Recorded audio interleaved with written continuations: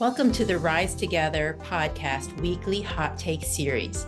Every week, we're going to bring you powerful stories and strategies from leaders who are making a real impact by building stronger, more resilient communities. Get ready to be inspired, motivated, and equipped with the tools to thrive in both your personal and professional life.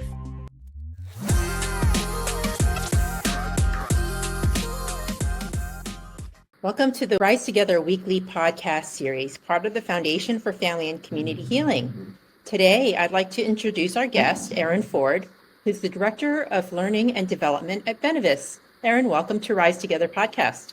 Thanks for having me. So excited to learn about what you do and what your organization does.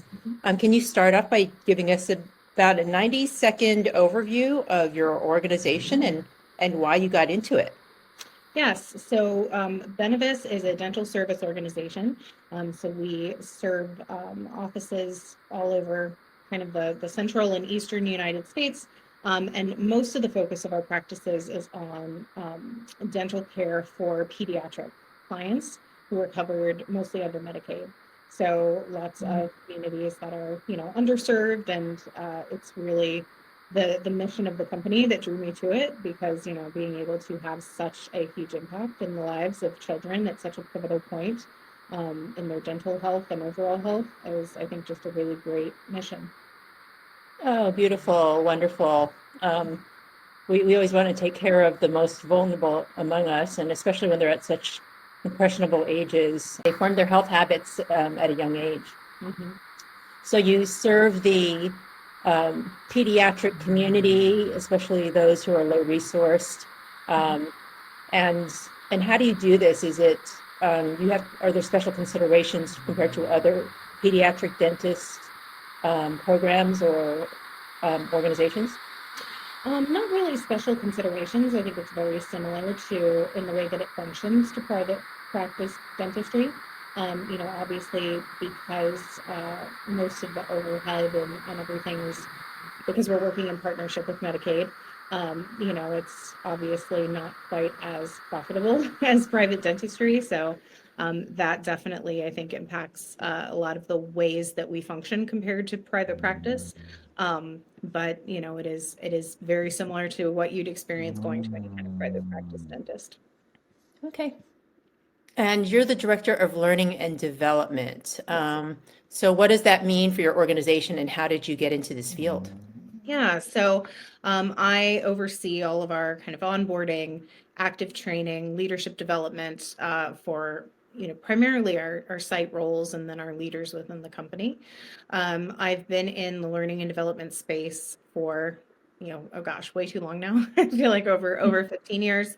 And it's just something, even though I've gone down different avenues within the HR space, I'm always kind of pulled back to this space. And I specifically focus a lot of my energy on leadership development, because I think within organizations, equipping our leaders with the kind of interpersonal skills and things that they don't necessarily learn on the job is just a really important function within the workplace. Oh, yeah, you really want to set them up for success, not only for the organization's benefit, but for their own, right? It's a win-win. Yeah, there's nothing worse for a person to be a bad boss, because that feels awful, and it's nothing worse for someone to have a bad boss. So, when you can really meet the needs at that juncture, it's wonderful. Yeah, and it really affects your health. I mean, there's studies on that, right? Yeah, having a bad Yeah. boss. Oh, So good yeah. for you. You're taking care of your employees. Yeah. So what would you say is the biggest problem in your industry? And I guess you can address it from either the pediatric dentistry or HR perspective. And how are you solving that for yourself, your clients, and your referral partners, if you have them?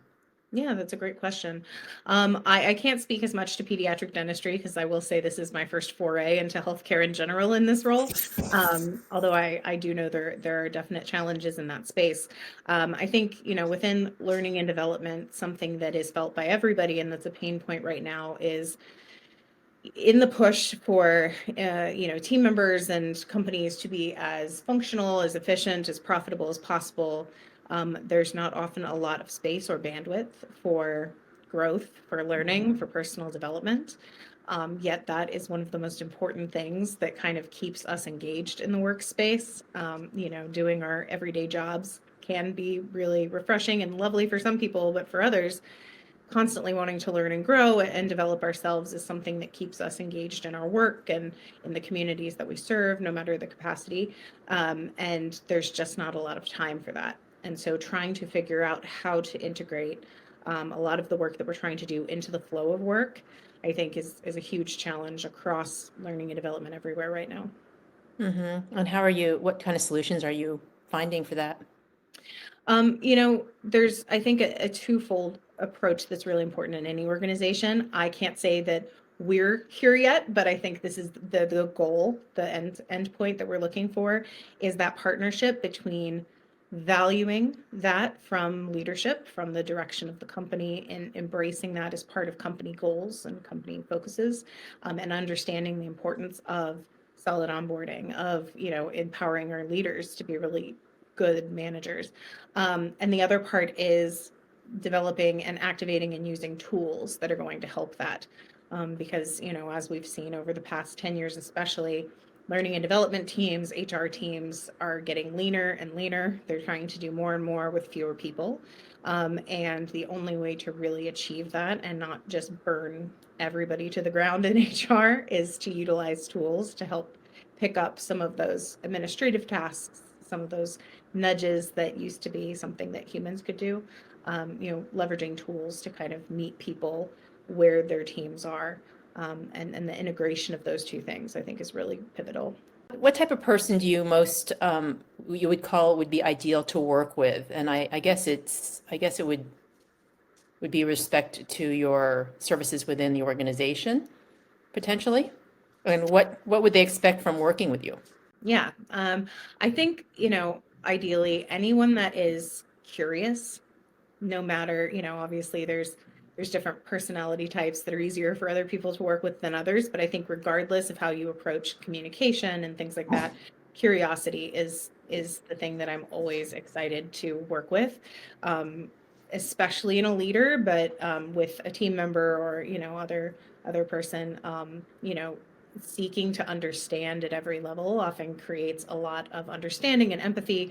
So when you meet somebody that's genuinely very curious, a lot of those interpersonal skills that make someone really enjoyable to work with kind of come along with that. Nice. And they could get a lot of support for their learning and growth from you, I would imagine. They Hmm. just naturally build upon their curiosity that way. Yeah, definitely. Okay. And what makes you or your department unique in terms of how you help them achieve these outcomes? You've talked about tools. Is there, and building on the curiosity, is there anything else you would say that makes you unique?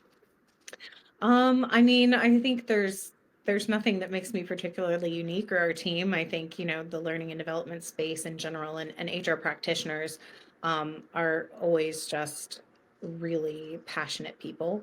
And I think the passion is what allows us to keep doing what we do. I think HR, there's a very um, kind of stereotypical way. I think a lot of people look at HR within companies, and oh, I have to go talk to HR, or, that kind of thing, or oh, they're going to make me do some kind of game, or they're going to make me interact in a way that's going to feel silly.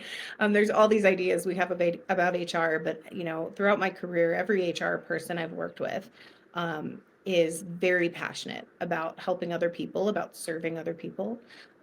We are the nonprofit within a corporation at every step. And I think that that's what makes people within that space, and I think especially within learning and development, really unique within any organization is, you've got people who are really not just dedicated to seeing the company succeed and grow in learning and an HR function, but really, passionate about the individual people. And I can say my team is definitely not any different.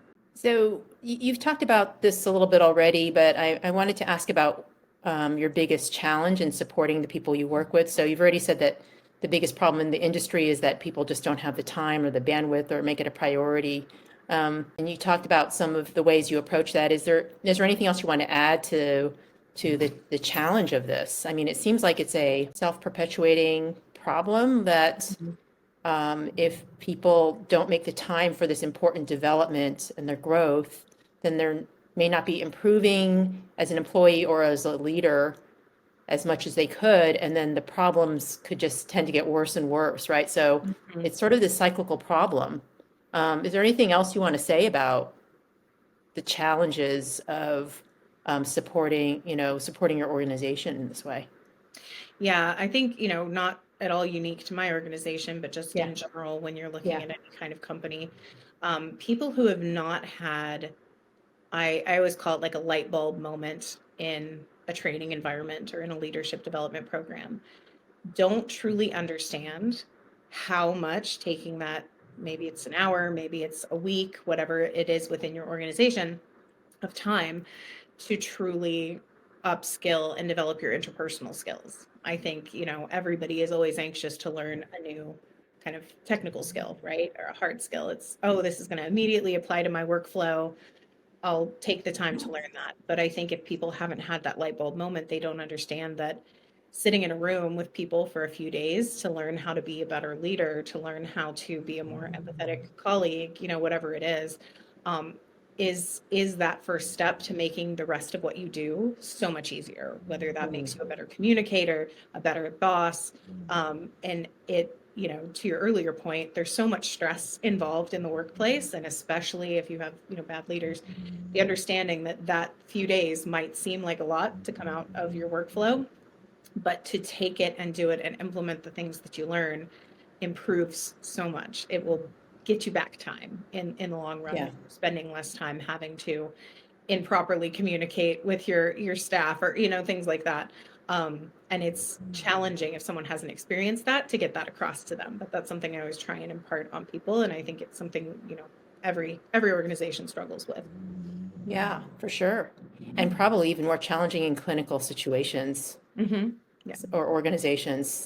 There's just more of a unpredict unpredictability factor Mm-hmm. with it, it seems like. So where do you see the industry going in the next 5 to 10 years? There's this negative cycle, self-perpetuating cycle, and it seems like there's, for some organizations, and I don't know if that's industry wide, but it's got to reach sort of a critical threshold where people realize they have to make this a priority. But do you see this continuing to be a big challenge in the future, or what opportunities do you see coming in, and how do you stay on top of the trends? I mean, AI in everything is, obviously really big right now.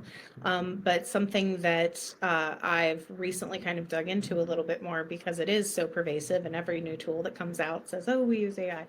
Um, there are so many things that it helps solve, and I think that will continue to be normal. Um, on at least, in HR and in learning and development, there's so much that it can assist with and help with. So I think, while some organizations, some industries might be scared of, and I recognize this, the impact that it will have to the labor market and to, people entering fields, there's definitely a very real use case for it that is more challenging on small teams, a little bit easier. Okay, well, good. I'm glad you have an optimistic view of it. There's so much fear around AI, and there's also great opportunity. I guess they often go hand in hand. It's one of those, how are we applying it? I think, it's a really great tool and it can solve a lot of problems. I think it can create a lot of problems too. Let's switch gears a little bit and focus on you a bit more specifically. This is a little bit of a more personal question, Erin. What would you say is your biggest failure or challenge that you faced to this point in your life, and how has that shaped how you do your work? Oh, that's a great question. I mean, I think consistency, and I thankfully don't feel I'm alone in that, but I think consistency when not challenged, when not motivated, I'm often a very extrinsically motivated person. And there's definitely some intrinsic motivation, but when that is flailing, if there's not a lot of extrinsic motivation, that can be a huge challenge. And I think a lot of people find that if you're in an organization that is changing, the culture's shifting, or you have a new leader, there are all of these kind of life events or shifts in the environments that we're in that can make that more or less challenging. And I think I've definitely am always challenged with that when there's big life shifts to kind of be, have a level of consistency that is what I would like it to be at least. Well, the opposite of consistency is being adaptable and responsive. So your Hmm. greatest strength, greatest weakness kind of thing, right? Yeah, yeah, there you go. Yeah, yeah. Other people struggle with being more flexible or Hmm. adaptable. Hmm. Yeah. So if you could have lunch with one person, living, dead, or fictional even, who would it be and why? Why did you choose them? I think it would be Hildegard von Bingen. She was a scientist and a nun in the Middle Ages. She wrote a lot of beautiful music, which is how I was exposed to her when I did my master's in historical musicology, Oh, and that's how I discovered her. And she really was, the Leonardo da Vinci of her time. She wow. was definitely, curious and doing things that women, I think, weren't necessarily encouraged to do back then, but had her hands in arts and sciences and creating so many amazing things. And I just feel like it would be fascinating to chat with her and see not only kind of how her brain worked, because I find people like that fascinating, but understand what it was like to do that within kind of the monastic setting that she was in way back then. I think that would be really fascinating. All these so many beautiful souls hiding in the folds of history, and Hmm. thank you Yeah. for bringing her to our attention. Yeah. So, Erin, what would be the best way to contact you if somebody wanted to reach out to work with you or to discuss a referral partnership with you? Yeah, so LinkedIn is generally the best, but that is definitely the best way. I'm pretty responsive on there. And all of my kind of shown contact information is through there too. And last question, what's the next area of growth that you're focusing on for either yourself or your work? Yeah, I am a person that really loves to jump in and tackle hard problems and find solutions for things. So I have, really put myself in environments often where everything is kind of chaos and you have to make a little bit of sense of the chaos. And I think, while that is I think been a sweet spot for me and something I find really engaging. I'd love to get a little bit more comfortable with the iterative process of, okay, we've built it, we've done it. There is a discomfort for me in the how do we make it better? How do we make it great? Um, and I'd love to get a little bit more comfortable in that space. Yeah, good. So it sort of seems like it's related to the consistency thing that you Yeah, mentioned earlier. yeah. Well, good. I love it when people are seeking balance because, we all come in with our gifts and our strengths. That's all we're focused on. Then we have these great big blank spots Hmm. that can catch us off guard. So good for you, role modeling what you're hoping for from your Hmm. leaders and in your organization, and I imagine beyond. So thank you for joining us, Erin. It was great to talk to you. You know how you're supporting the community and the leadership at Benevis. Yeah, thanks so much for having me. So thanks for joining us for this edition of Rise Together. Join us at our next podcast. Thanks for listening. Thank you for joining us today on our Rise Together podcast weekly hot take series. We hope you've been inspired by today's stories and strategies for building stronger, more resilient communities. Remember, resilience isn't just about bouncing back. It's about growing through every challenge to become bigger and better. If you've enjoyed this episode, please make sure to subscribe, leave a review, and share it with somebody who could benefit from these insights. Stay connected, stay resilient, and we'll see you next time.